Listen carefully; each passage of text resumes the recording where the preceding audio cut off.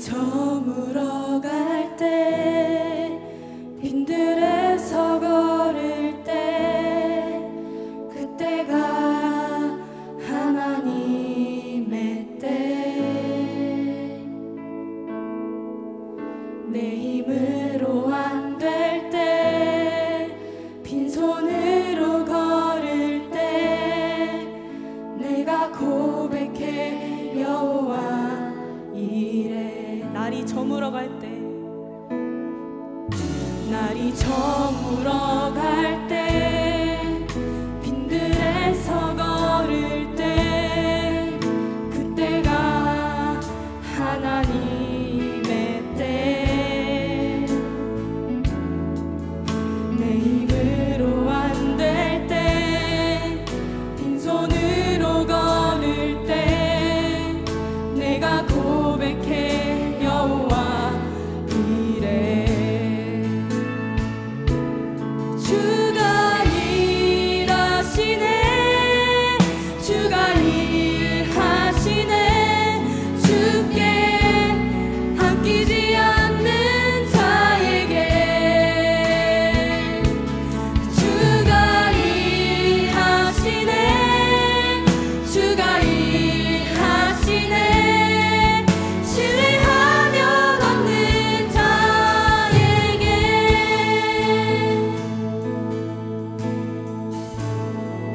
우리 모인 이곳에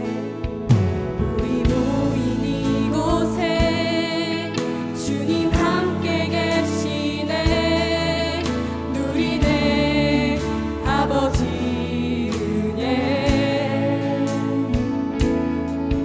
적은 떡과 물고기 내 모든 걸 드릴 때 모두 고백해 여호와 이래 주가 일하시네 주가 일하시네 주께 아끼지 않는 자에게 주가 일하시네 주가 일하시네 신뢰하며 걷는 자에게 주가 일하시네 주가 일하시네 주가 일하시네 주께 아끼지 않는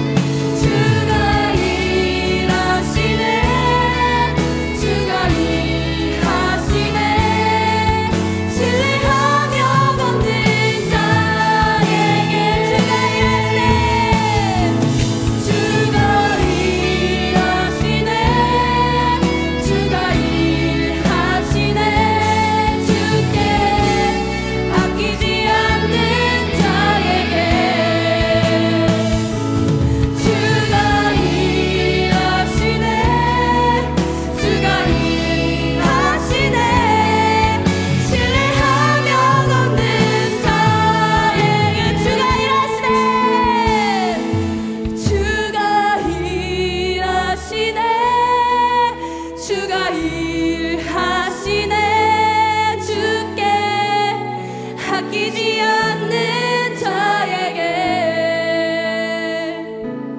주가 일하시네. 주가 일하시네. 신뢰하며 걷는 자에게.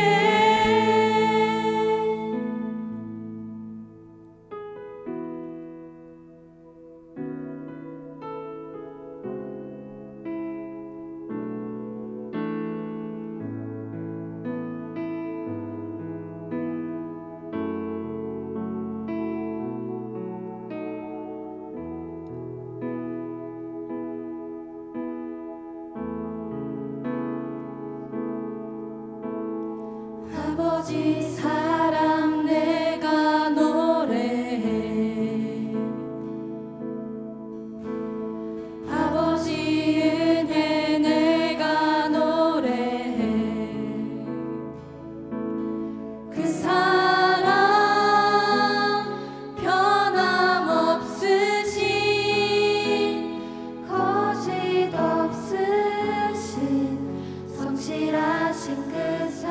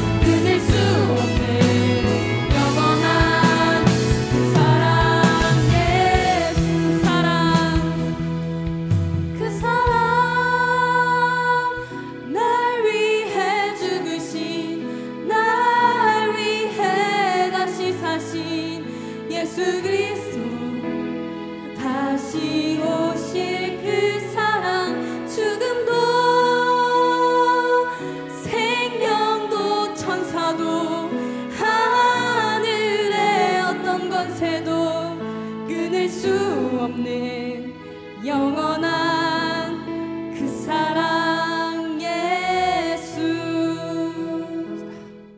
자, 오늘 말씀은 누가복음 15장 11절에서 20절까지 말씀입니다. 또 이르시되 어떤 사람에게 두 아들이 있는데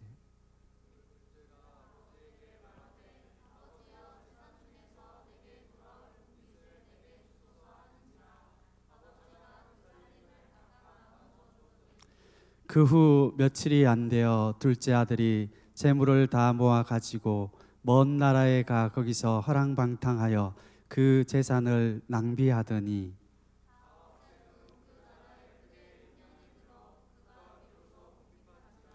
가서 그 나라 백성 중 한 사람에게 붙여 사니 그가 그를 들로 보내어 돼지를 치게 하였는데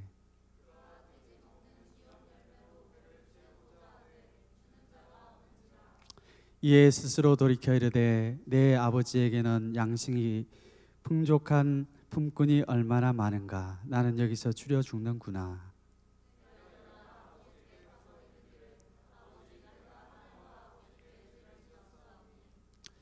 지금부터는 아버지의 아들이라 일컬음을 감당하지 못하겠나이다.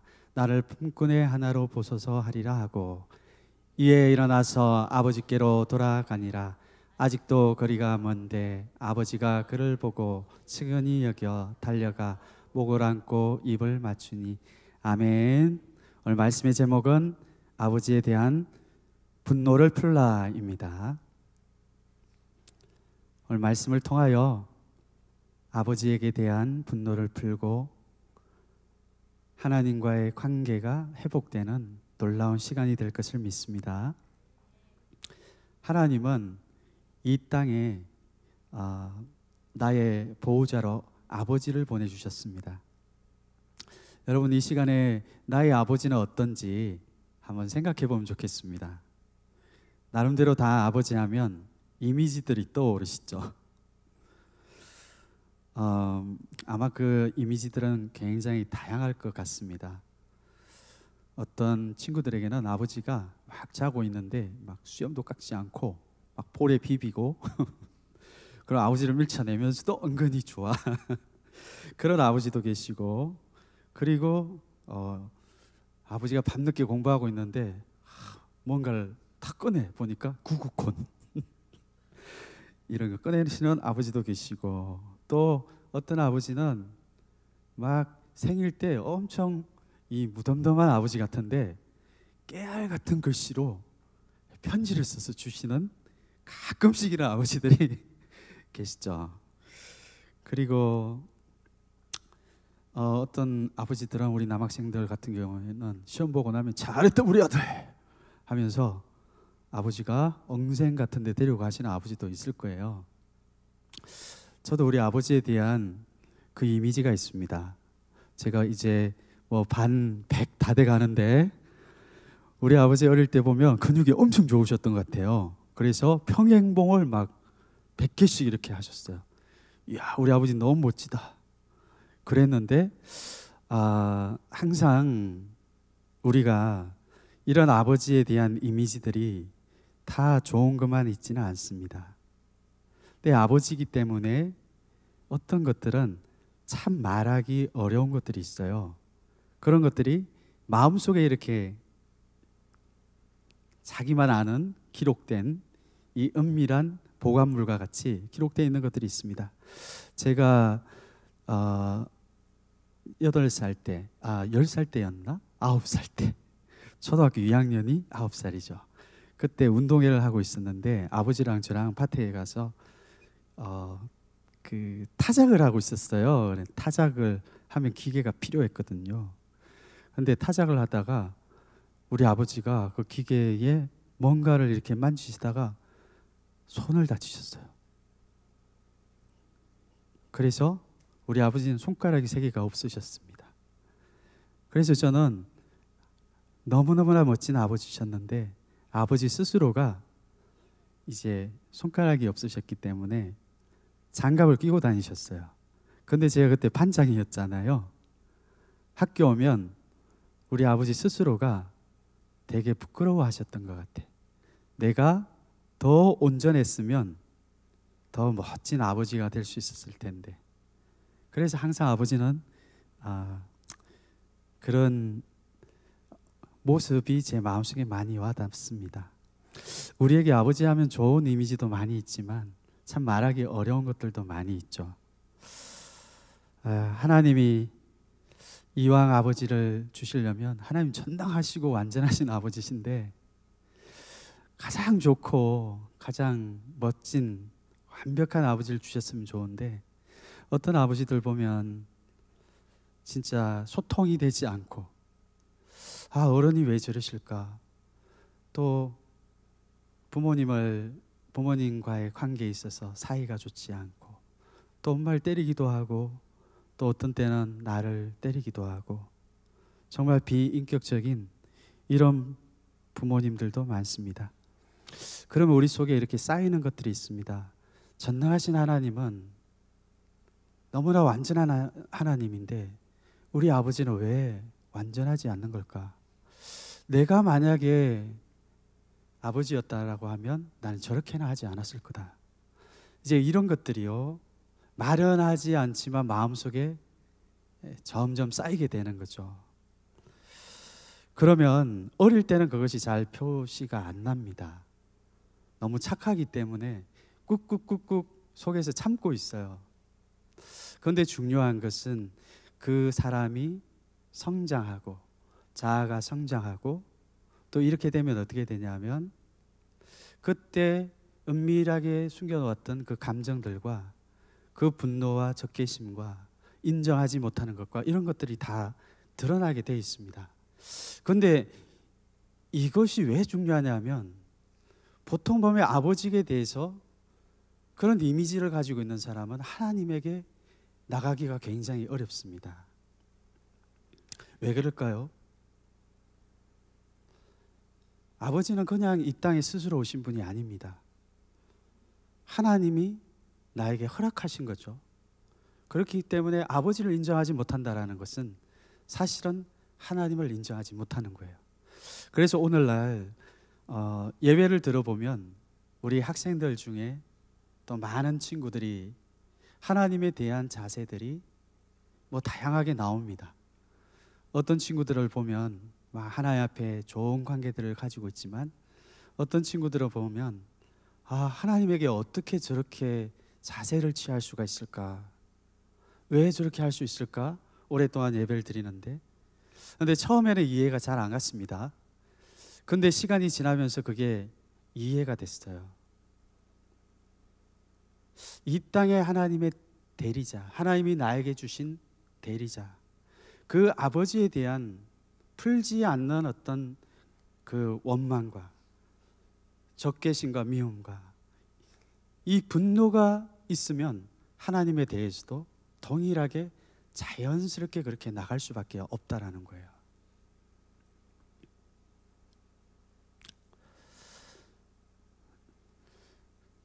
저도 다음 세대 사역을 이제 벌써 6년째 하고 있는데요. 되게 오래됐죠. 근데 가끔씩 이런 친구들 만납니다. 저 친구를 보면 좋은 게 너무 많이 있어요.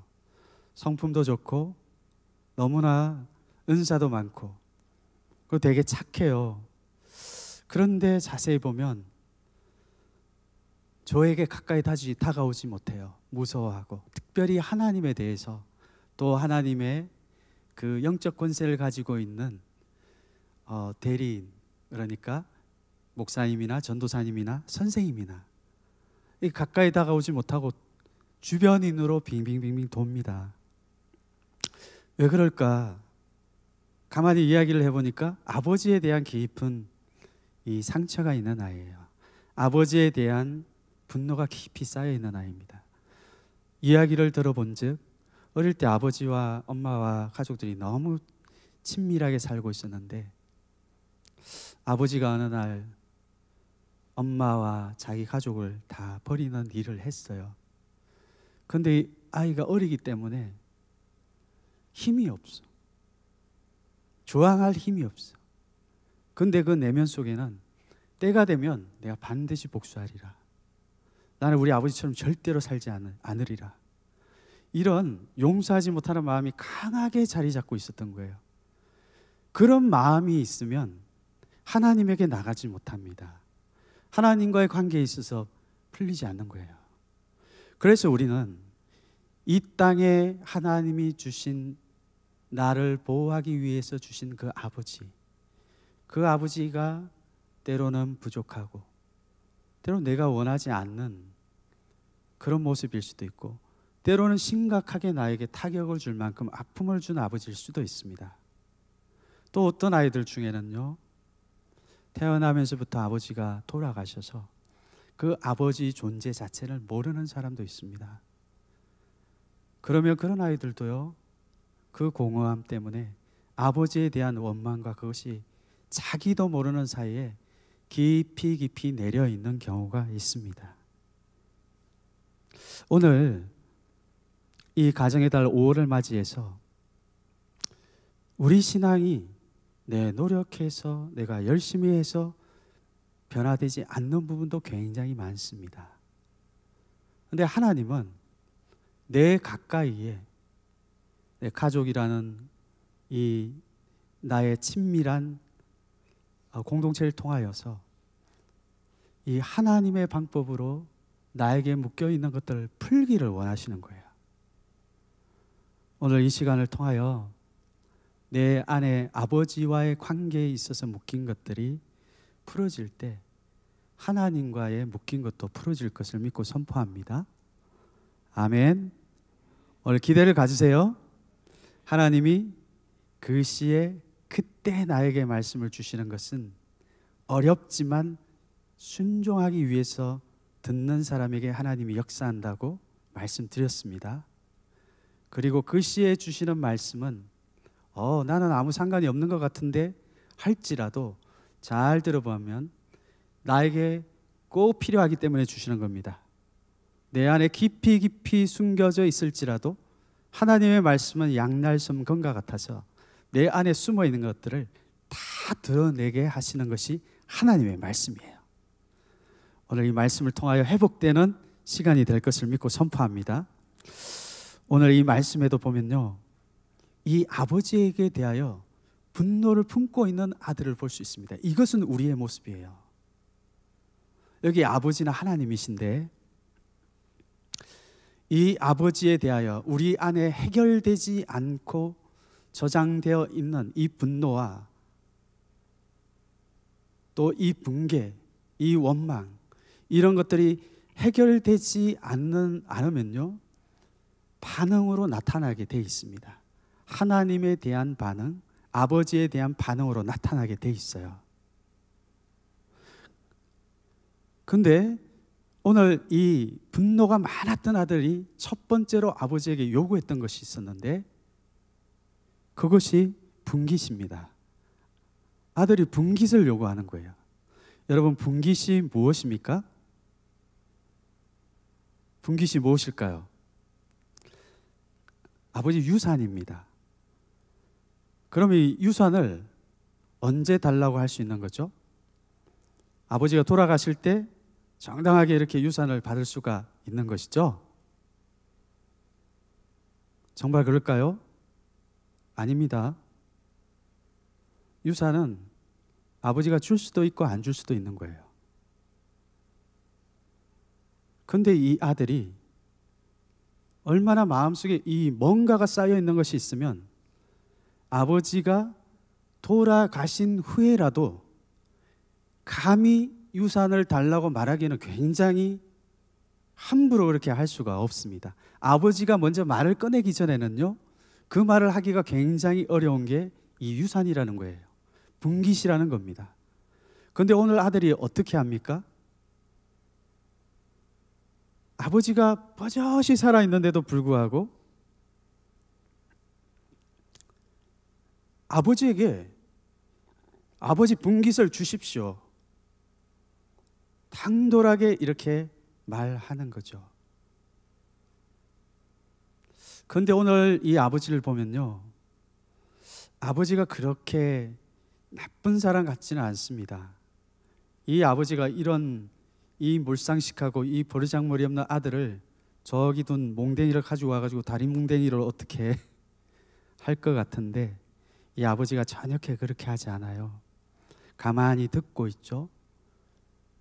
그리고 이 아들에게 다 줍니다. 밖에 나가서 뭔 짓을 할 건지를 다 알면서도 다 주는 것이죠. 여러분, 이 분깃은 뭡니까? 이 분깃이라는 것은 그 아버지에게 있어서 생명과 같은 거예요. 권위입니다, 권위. 우리 안에 해결되지 아니한 아버지에 대한 분노가 깊이 숨어 있으면 그것이 무엇으로 나타나느냐? 아버지가 살아있는데도 불구하고 아버지를 그림자 취급하는 거예요. 이 아들에게는 아버지가 죽은 자예요. 죽었으니까 달라고 하는 거잖아요. 아버지가 이 아들에게는 살아있지만 죽은 자와 같이 여겨버리는 거예요.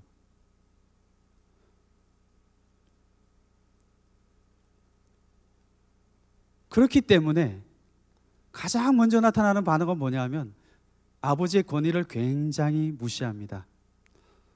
자기 집에 강아지들 키우시죠? 그런 사람들 많잖아요. 근데 강아지에게는 정말 이렇게 존귀하게 여기는데 이 분노가 쌓여 있으면 아버지는 강아지 맛도 못하게 여기게 돼 있습니다.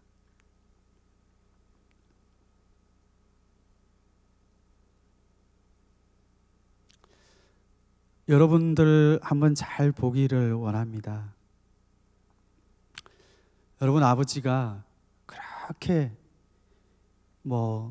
나쁘십니까? 여러분들에게 밖에 나가서 앵벌이 시키고 아내 오면 괴롭히고 때리고 이렇게 하시는 분 계십니까? 물론 여러분 안에는 아버지가 내가 생각하기에는 너무나 합당하지 않은 상처를 주신 분들도 있습니다. 그러면 여러분 안에 이 아버지를 대할 때도 그러고 하나님을 대할 때도 하나님이 세우신 영적 권위자를 세울 때도 그 권위를 굉장히 무시하게 돼 있어요. 함부로 대하게 돼 있습니다. 근데 내 안에 정말 이런 깊은 상처들이 치유되고 그것이 회개되고 나면 그것이 얼마나 아프고 애통하고 죄송한지 몰라요.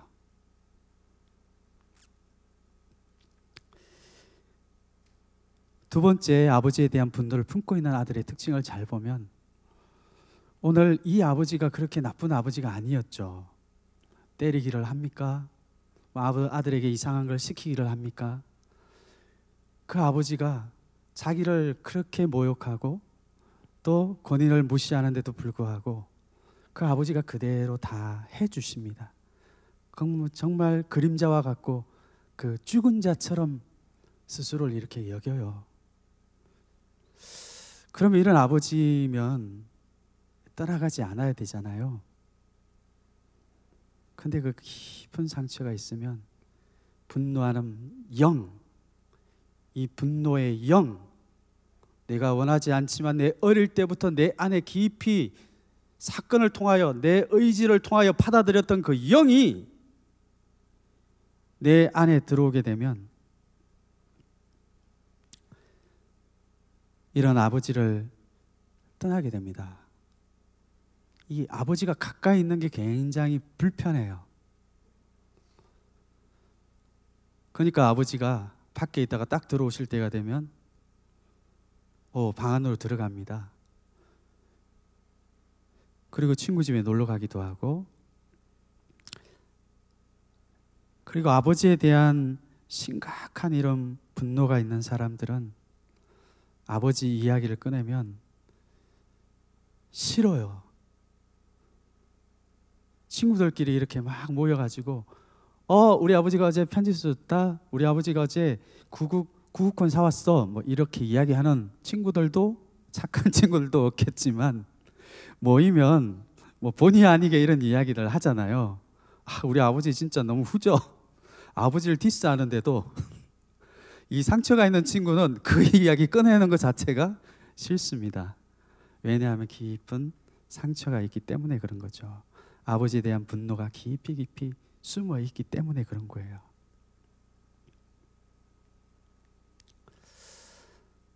그럼 여기 중요한 게 있죠.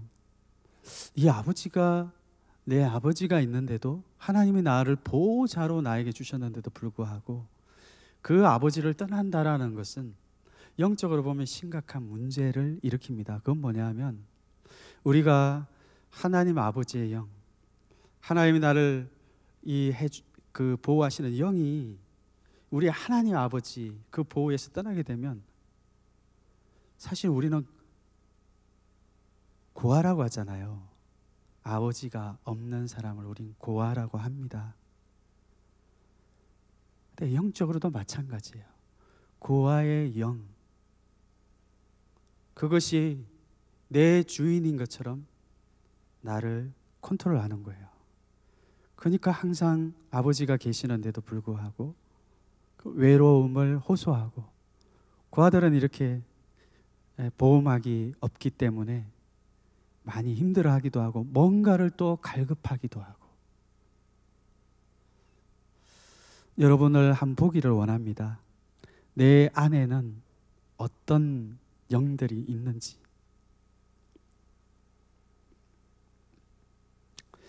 우리 하나님은 이런 이 상태에 있는 사람들을 두기를 원치 않으세요. 회복하기를 원하십니다. 아멘. 이 마음에 깊은 어떤 그 분노가 있으면, 아직까지 이런 말씀을 들으면 힘듭니다. 힘들어. 굉장히 내 안에 이런 것들이 나타날 때마다 괴롭고 힘듭니다. 그런데 오늘 이 분노를 품은 자녀들의 결과가 어떤지를 보기를 원합니다. 첫 번째로는 흉년이 들었다라는 거예요. 여러분, 흉년은 뭡니까? 흉년은 내가 돈을 아무리 많이 주고 살려고 해도 그 식량 자체가 없는 걸 말하는 거예요. 내가 아무리 노력하면서 여기저기를 돌아다녀도 그 쌀을 구할 수가 없습니다. 그래서 목마른 거죠.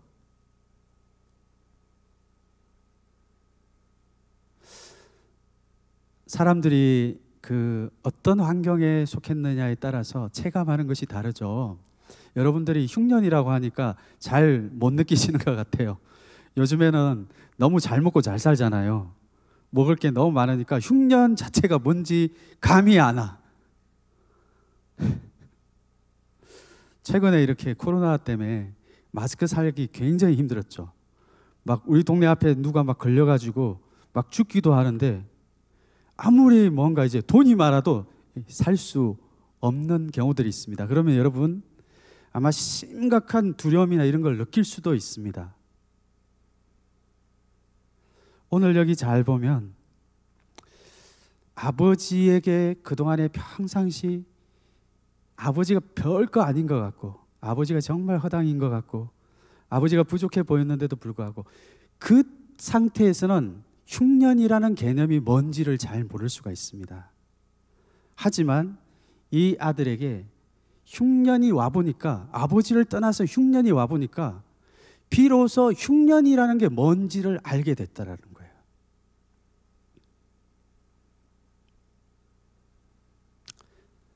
여러분들 안에 내가 사실은 난 별로 흉년이 없는데, 나는 흉년을 못 느껴. 나는 그냥 뭐 우리 가정 잘 지내고 별일 없고, 우리 아버지하고도 뭐 같은 방을 안 쓰지만 각방 이렇게 떨어져서 살고, 우리 아버지하고 뭐 대충 이 정도 관계성을 가지고 사는데, 근데 여러분, 그 풍년이라는 건요, 하나님 안에서 우리가 살았을 때의 그 모습, 얼마나 친밀하고 얼마나 하나님과의 좋은 관계를 가졌고, 얼마나 아버지라는 존재가 나와 친밀한 관계를 맺고 힘들 때 교제하고 나의 아픔을 이야기도 하고 이런 관계였는지를 계속 흉년 가운데 산 사람은 그 개념이 없어요. 그런데 오늘 이 아들이 잃어버린 것이 뭐냐 하면 아버지와 함께 있었을 때는 항상 풍년이었거든요. 그것이 얼마나 좋은 거였는지 몰랐다라는 거예요. 근데 막상 자기가 업신여기고 죽은 자로 취급했던 그 아버지를 떠나보니까 비로소 아버지의 그 품 안이 얼마나 풍년, 얼마나 풍성함이 많았고 얼마나 좋은 것이었는지를 비로소 알게 됐다라는 거예요. 여러분, 우리가 나 자신의 알고 있는 상태가 원래 하나님 아버지, 원래 하나님이 정하신 아버지와 나의 관계에서 주는 그 풍성함을 느꼈던 그 시절이 있었는지, 아니면 나는 항상 그냥 그 모습 그대로 아버지와의 관계가 좋지 않고 어느 정도 거리를 유지하고 이런 관계에서 살았다라고 하면 크게 문제가 되지 않을 수도 있습니다. 그런데 하나님이 회복하기를 원하는 것은 그 친밀한 아버지와 아들과의 관계를 말하는 거예요.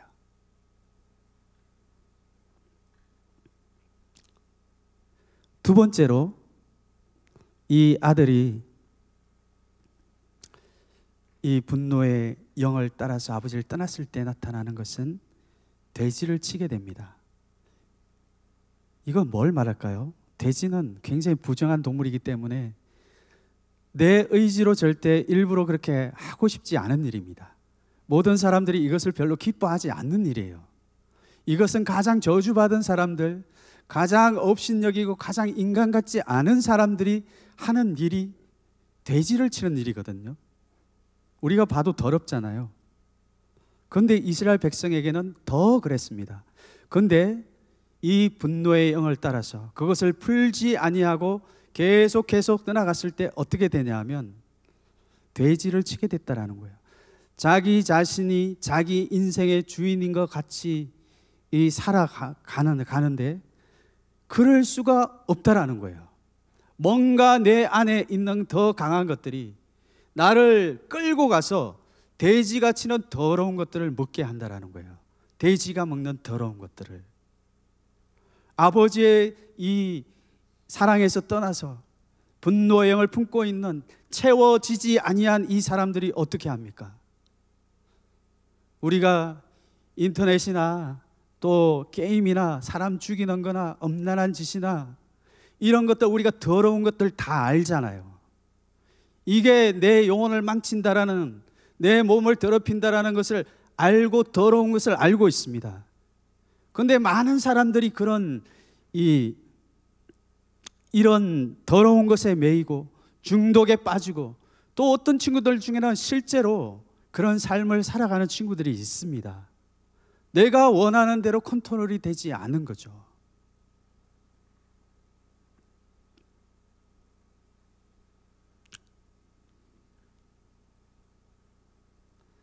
어떤 친구들은 보면요, 좋은 것을 가진 친구들이 많이 있어요. 야, 저 친구는 참 잘생겼다. 내가 저 정도 외모라면 나는 영화배우 했겠다. 이런 친구도 있고요. 근데 그 친구를 보면 열등감이 너무 많아.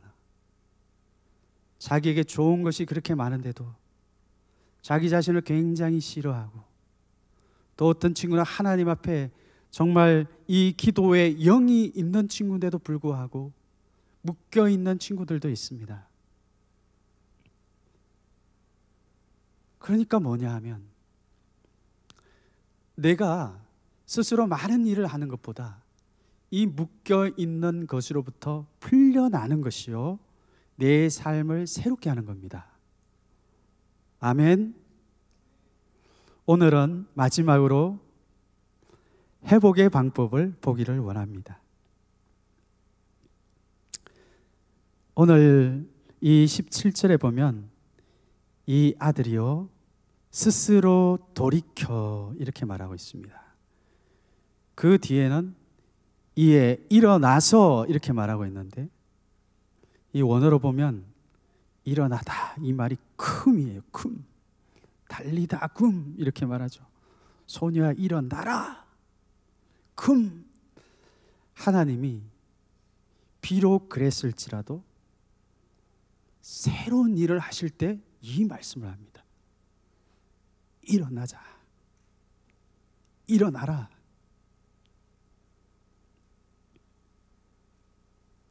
사실 잘 보면 내가 내 안에 분노를 품었던 것은 이유가 있습니다. 어떤 이유입니까?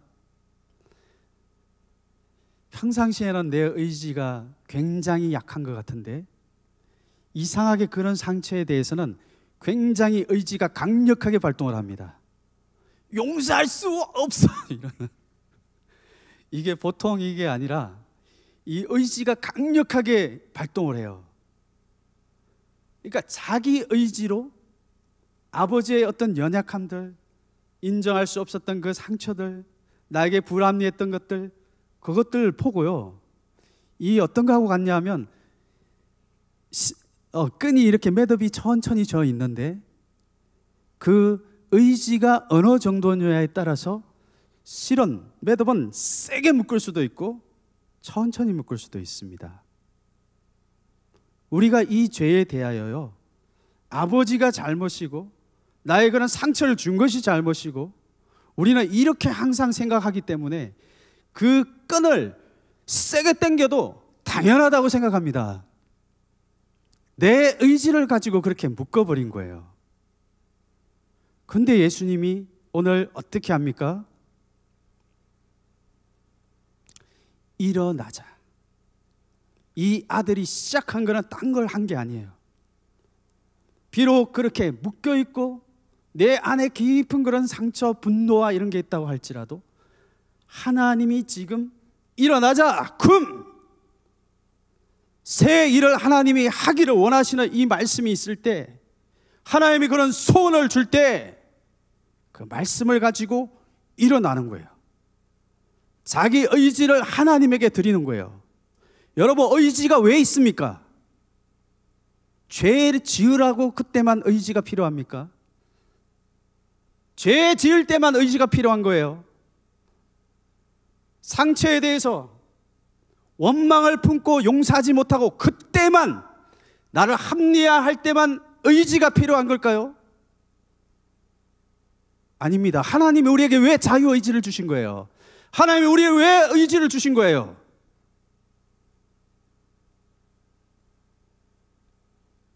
죄를 끊어낼 때는 의지가 더 필요한 겁니다. 나에게 묶어놓았던 그 끈을 끊어낼 때는 내 의지가 더 필요한 거예요. 하나님 앞에 나 의지를 드리는 거예요. 하나님이 일어나서 이제는 회복할 때다, 아버지에게 돌아갈 때다, 이렇게 하나님 말씀하실 때 내 의지를 하나님 편에 맡겨드려야 되는 거예요. 아멘.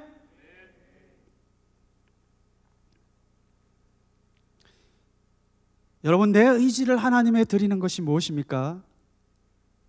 낮추는 거예요. 나를 낮추는 거예요. 나를 낮추는 거예요. 하나님의 말씀이 있을 때는 낮출 수가 있는 거예요.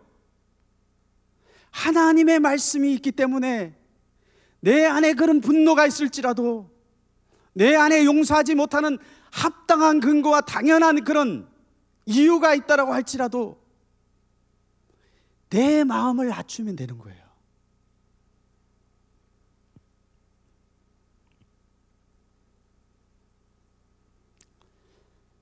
오늘 이 시간에 내 안에 있던 결박들을 끊어내기를 원합니다.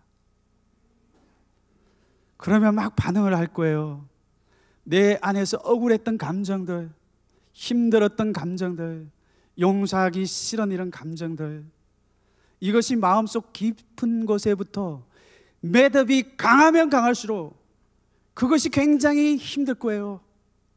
그런데 예수님 말씀하십니다. 쿰! 내가 일어나서 의지를 드리고자 할 때 하나님이 그때 일하시는 거예요. 아멘. 두 번째로 마지막입니다.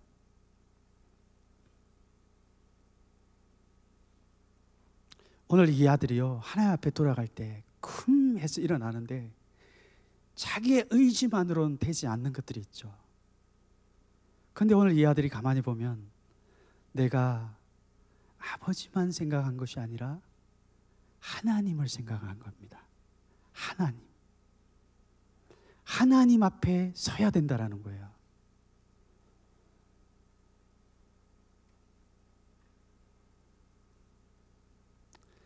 우리가 보통 그런 마음속 깊은 원망과 분노, 아버지에 대한 용서하지 못하는 마음을 품은 것을 보면 그것이 단지 아버지에게 대해서 그런 거 품은 것 같지만요, 사실은 그런 아버지를 나에게 주신 하나님에 대한 원망이 들어있어요.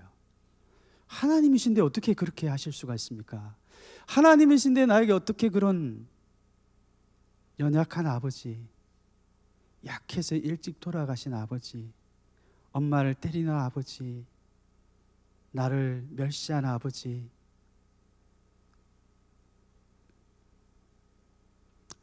그런데 우리가 기억할 것이 있습니다.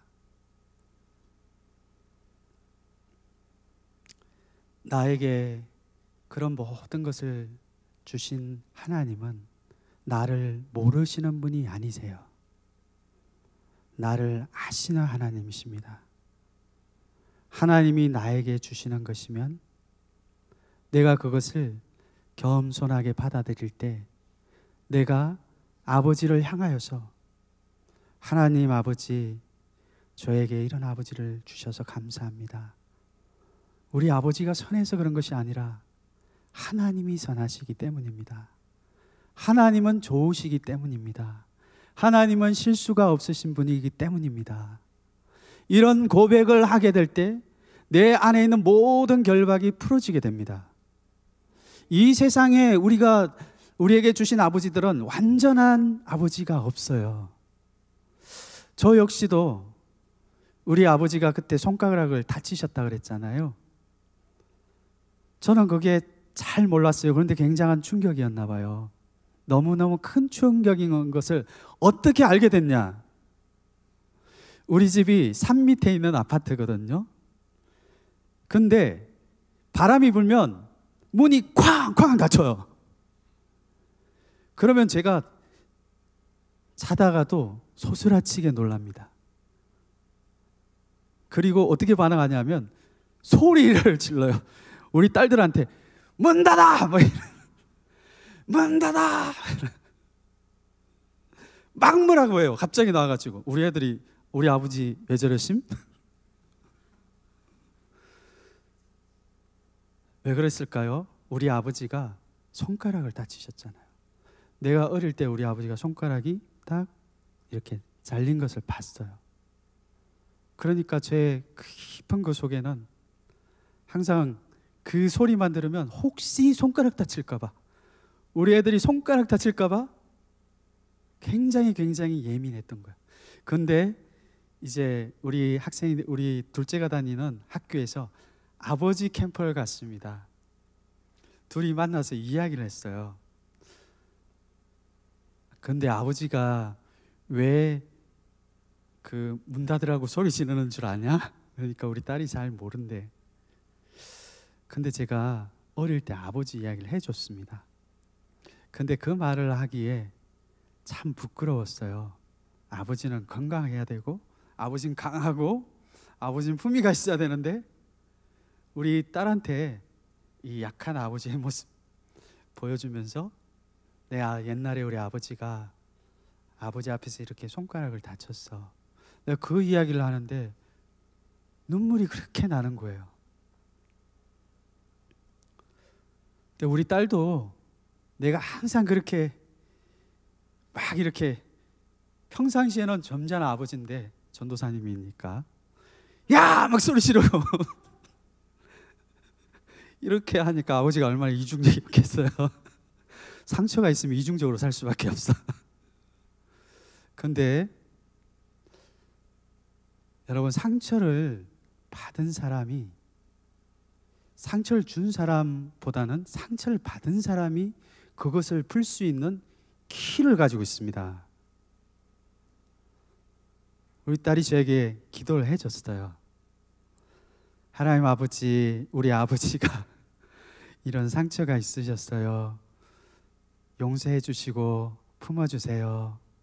이렇게 딱 기도를 하는데 눈물이 얼마나 많이 나는지 그 상처가 깨끗이 치유가 되더라고요. 항상 우리 자녀들에게 야, 부족한 아버지, 어떻게 이렇게 항상 이럴 수밖에 없을까 이랬는데 그렇게 기도를 해주니까 정말 위로와 사랑과 또 하나님의 사랑이 느껴졌습니다. 참 신기하죠. 어리다고 해서 힘이 없는 게 아닙니다. 내가 상처를 받았다고 해서 나에게 권세가 없는 것이 아닙니다.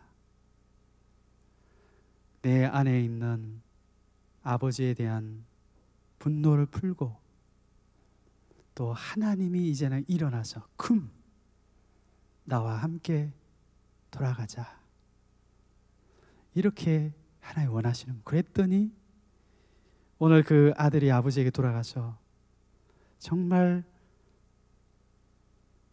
아버지를 멀리 떠나서 거지처럼 신발도 다 벗겨지고 누더기와 같은 이런 모습으로 살아갈 수밖에 없잖아요. 우리가 그 분노의 영으로 살아갈 때는. 그런데 아버지 말씀을 의지하여 돌아갈 때 그 아버지가 돌아와 그 영혼 아버지가 꽉 품어주시면서 정죄하지 않으시는 하나님의 은혜가 그 아들에게 임했습니다. 오늘 결론인데요, 우리 하나님은 좋으신 하나님입니다. 내 안에 이런 영적인 결박을 풀고 내 안에 깊은 이러한 상처들, 원망과 분노가 있었다고 할지라도 우리 예수님이 나를 위하여 십자가에 용서해 주신 것처럼 나에게 그 회복의 키가 있음을 여러분 믿으시기 바랍니다. 아멘.